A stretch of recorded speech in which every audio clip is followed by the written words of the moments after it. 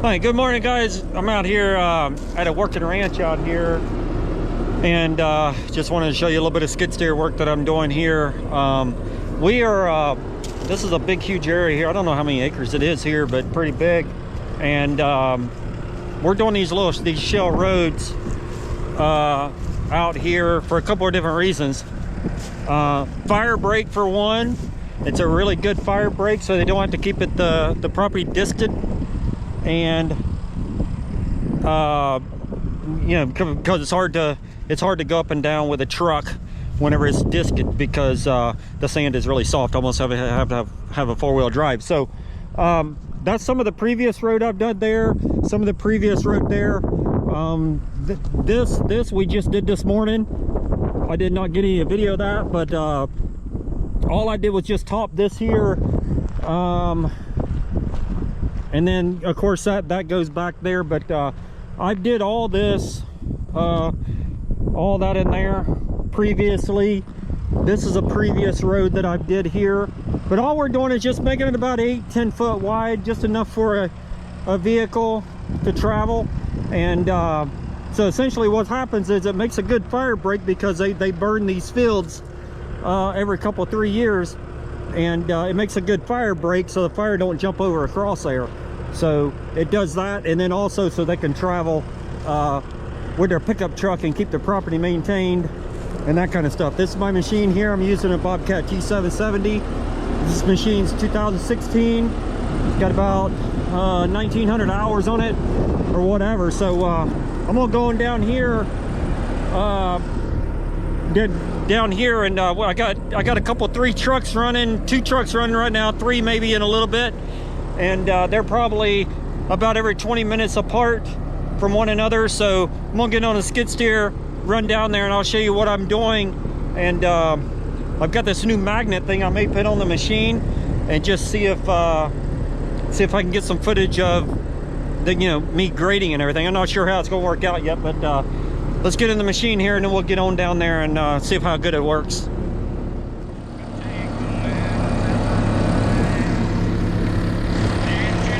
All right, so I made it down here to where we've let me turn this off a minute. I've made it down here to where we're continuing this road here out. Let me show you this over here. This is what it looks like before here. So you can see they've been maintaining it here with a tractor and a disc. This is sort of a fire break here, but this sand gets really soft down here. We're in Florida, Central Florida here, and we've had some rain, so it's got some moisture in the dirt here. But whenever it's dry and when there's no rain, this gets real sandy, and they can't hardly get in and out without having four-wheel drive. So what we're doing is we're just coming along here. All we're doing is just putting, you know, 8-10 foot, something like that, of shell, because the grass, what they can do is they can keep that herbicided, and the grass won't grow on top of it, right? And then that way they can access in and out. Also, remember I told you it's good for fire breaks. So but anyway, you can see that there's 2 loads here. So load here is going about, my guess is about 60 foot. It's about what we're taking it and carrying it. Nothing's got to be precise here. It's out in the middle of the woods here, so it don't really even have to be, you know, graded, you know, perfectively. All we're doing is just knocking it down to where, you know, the customers can get in and out. But I don't know how many miles of roadway that I've done on this particular project, but it's been a lot. And but you can sort of get the logistics here of what we're doing here. So you can see that they previously burned all this, and that's the reason why I guess this is really soft right here.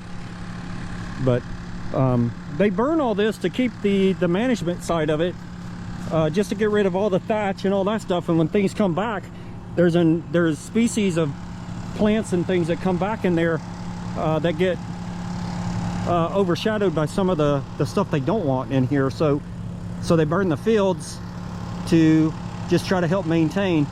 And then also they try to burn it just to keep the fuel load down in case there is a wildfire or something like that.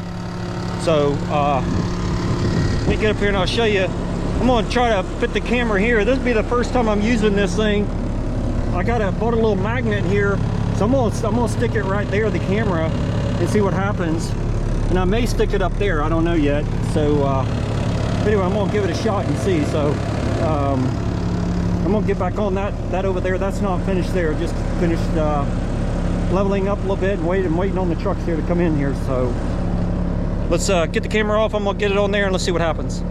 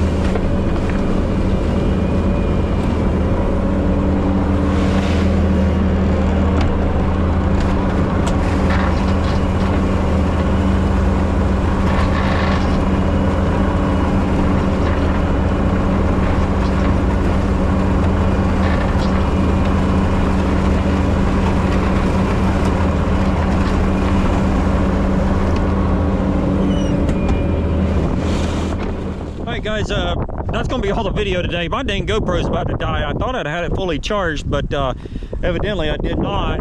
And but anyway, you guys got the logistics of what's going on. All we're doing is just pitting shell here.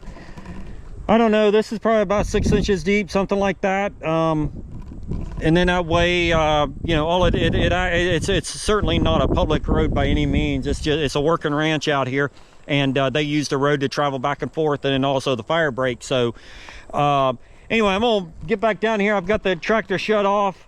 The Bobcat dang diesel prices are so expensive right now, so basically what I'm doing is I'm letting it turn off while I'm waiting on the trucks, just to try to help on fuel, because the fuel prices right now are unbelievable. But anyway, no, it's a T770 2016. It's got about 1900 hours, something like that on it. And I've had this machine ever since it's been brand new and run it myself. So anyway, it's been a good machine. I have did tracks on it twice. Just recently did them again, so they're lasting, you know, down here in this kind of terrain, maybe about 800 hours, something like that. I did tracks and sprockets. And but anyway, by far I like this zigzag design here the best, over the C-lug that comes from like Bobcat and all that. But anyway, been a good machine, and I would purchase another one. We had a few DEF issues when we first started out, and they have corrected all of them. I think every machine in this planet has had problems with DEF, but this one also had that problem, and they have corrected it with some sensors or something like that, and it's all done now. But anyway, been a dang good machine. And I do not do a lot of mulching and forestry mulching. I'm not into that. I'll let those guys have all that. There's just to me, there's just not enough money in it, and it's really extremely saturated, and some of those guys are hungry, and I can't work for those prices. And honestly, it tears your machine up. A machine this size, I think a dedicated mulching machine is the way to go. I do not do a lot of mulching. I do have a Devco mower, like a diamond mower at home, and I do a little bit of that. You know, it will do things like these little palmettos and stuff like that, but that heavy tree grinding, no, and it's not for me. I'm not tearing my machine up to do that. It gets the hydraulics extremely hot, that kind of stuff. I'm more into the grading and you know, house building pads and that kind of stuff, you know what I mean? And we'll let all that for someone else. But anyway, all right guys, I hope you enjoyed the video today. That's all I'm gonna get, just because I'm down to like 6% on my GoPro, and I probably let it run a little bit too long. But anyway, you get the logistics of what we're doing.